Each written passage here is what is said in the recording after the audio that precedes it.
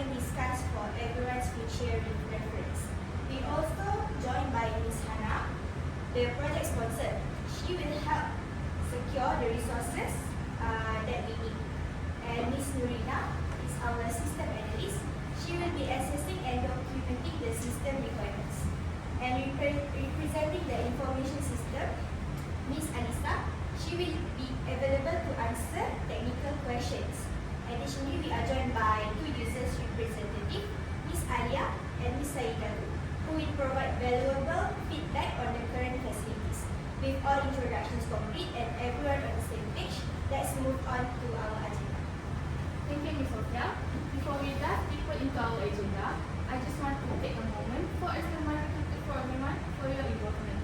As the project sponsor, I am excited to support this team and assure we have anything we need to succeed. Thank you, Ms. Sophia and Ms. Hana. Now let's take a look today at our agenda for our joint application development system. Our main goal is to agree on what we need for the new smart campus system.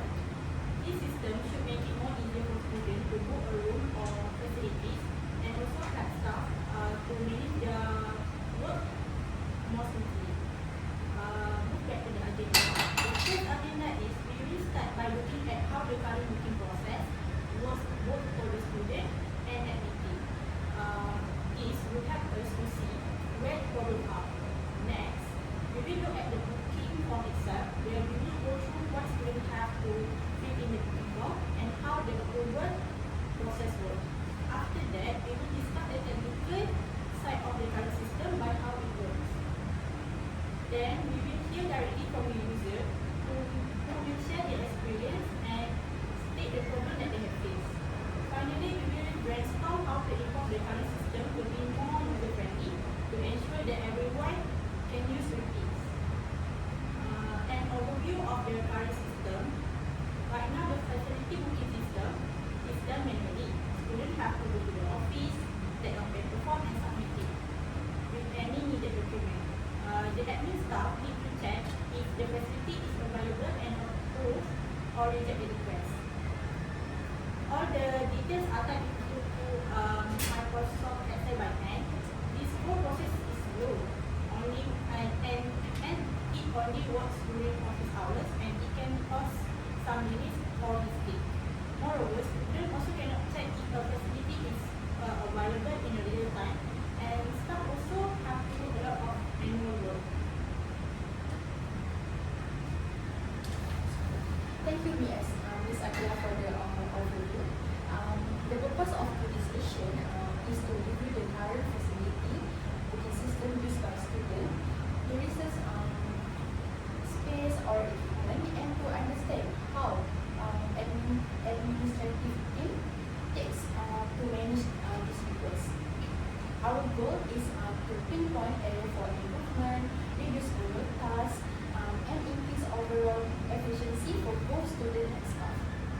Okay, let's begin by explaining the booking process from the student side. First, when a student wants to book space or equipment, they need to visit the facilities department on the level 15 to collect a hard copy of the booking form. At this stage, there is no online booking form available. After receiving the form, the student need to fill out required information carefully and complete before submit the document. Once the form is filled, the student submit it to the facilities department along with any necessary support document or program document for their activities. Okay. After submission, the student must wait for a response. Typically, they will receive a phone call from the staff that the staff will inform them the request is approved or reject. If the booking is approved, the student can proceed using the requested facilities or equipment at the scheduled time. But if the request is rejected, the staff also will inform the student through the phone call. Now, let's look at the process from the admin side so we can understand the staff flow. Once the admin team receive the complete booking form, first they will organize and review the overall the document. They will check the availability of the request room or equipment by looking at the facility schedule in the Excel system. This step is important to avoid double booking or any conflict. After this, the admin will review the request and make decision either to approve or reject the booking request based on the availability, guidelines, and rules. If once the request is approved, admin will input all the bookings information and detail into the digital system that right now we use Excel system to update the schedule time and keep proper record. Admin also will contact the student by phone or email to inform them of the successful booking. But if the request is rejected, the admin also will reach out to the student through the phone call to explain why the booking is not approved, such as have a double booking, incomplete document, or facilities limitation.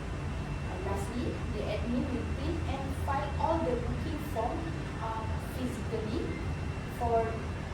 Lastly, the admin will print and file all the booking form manually to keep as a physical record for documentation and future audit. From this overview, we can see that the process currently involves a lot of manual tasks, such as filling out paper form, making phone call, and handling physical file. It is not only take up a lot of time, but also increase the risk of human error, lost document, and miscommunication. That's all for me. Thank you, Ms. Rina, for that detailed explanation of the current booking process from the student and admin perspective. Ms. Ifa, would you now explain what student need to fill in the booking form and how the approval process works? Thank you, Ms. Atula. Okay, so this is the example of the manual form.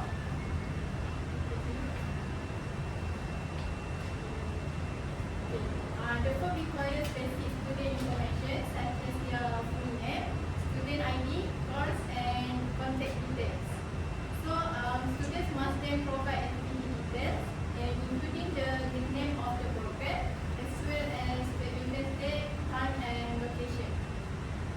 There is also a section where students list the equipment they require, such as chairs, tables, and microphone with a specific quantity of each item or any other space needed for the event. Then, once the form is completed, it must be submitted at least 3 days earlier to the event. If students plan to take any equipment of campus, they must obtain special written permission. Any changes to the activity must be communicated directly to the office. And after submission, the admin staff in the facilities department will manually review the form and respond with either approval or rejection, typically via phone call or email. Thank you, Ms. Ifa, for clearly explaining the detail of the booking form and the current approval process. Ms. Alisa, could you please provide an overview of how the current booking system operates? Okay, I will explain about the student reservation system for campus facility and equipment. Basically, every booking that a student make is recorded in this system for the 2025-2026 session. First, we assign a reservation ID to each request. For example, FS001, FS002, and so on is like a reference number, so we can track each booking easily. Then, we display how many paper forms are remaining right now. It's 90. This is useful especially if students are still using manual forms for their reservation. It helps us monitor the availability. For every reservation, we collect details like student name, student ID, contact number. We also note the facility or equipment name that the student want to use, like college to Muhammad, auditorium level 4, or even computer labs. Next is the program or event name. After the event ends, we will also record the return date and check the condition of this facility or equipment. Most of them are marked good, which means everything was written properly. So, overall, the system helps us manage all student booking, keep everything organized, and make it easier to approve and monitor usage. And here a quick visual to show how the paper form are being used. As you can see, it is the pie chart. We currently have 90 paper forms, remaining at 10 have already been used. That make up about 10% usage so far. This chart helps us track the usage rate of physical booking form. It's useful for planning, like we need to restore forms or move forward a digital only system later. So this part of the system helps with both tracking, reservation, and resource management. Thank you, Ms. Alisa, for your valuable insight for explaining how the current system works. Now let's focus on the user experience.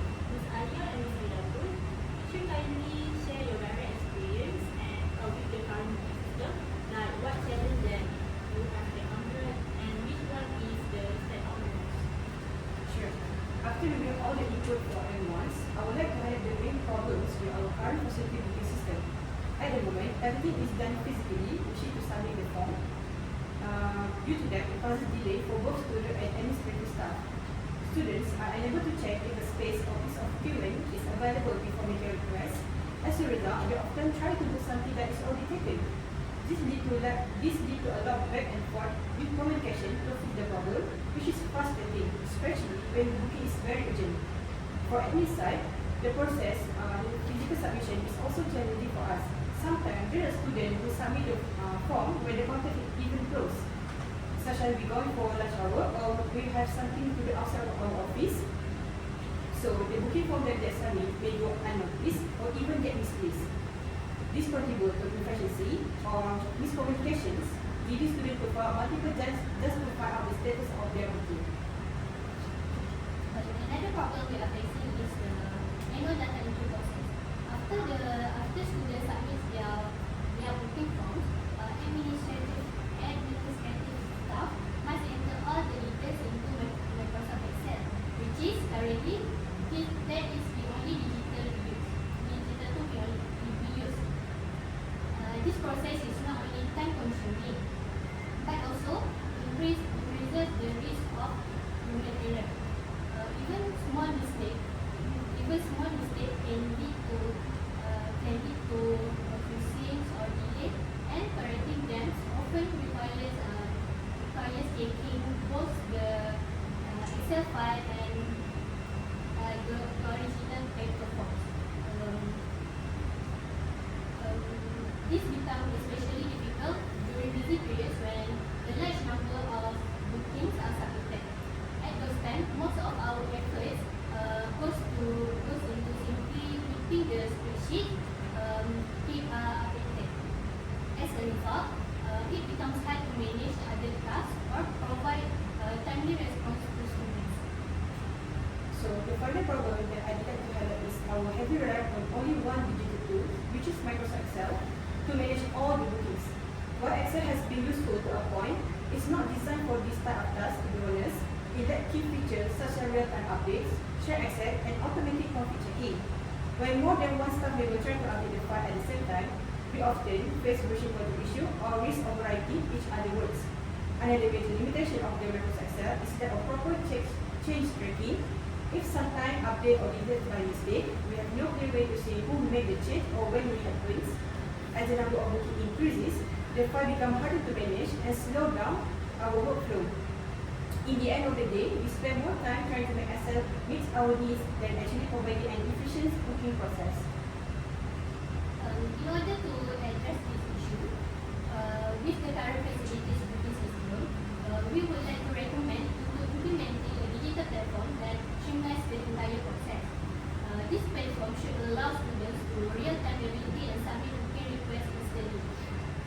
It must clearly display which rooms or equipments are available, preventing time wasted on already booked items. The system should also provide immediate confirmations of alert in case of booking conflict. For administrative staff, the platform should automatically record and organize bookings, eliminating the need for manual data entry in Excel. It must support real-time updates to enable multiple staff members to work at the same time without encountering version control issues.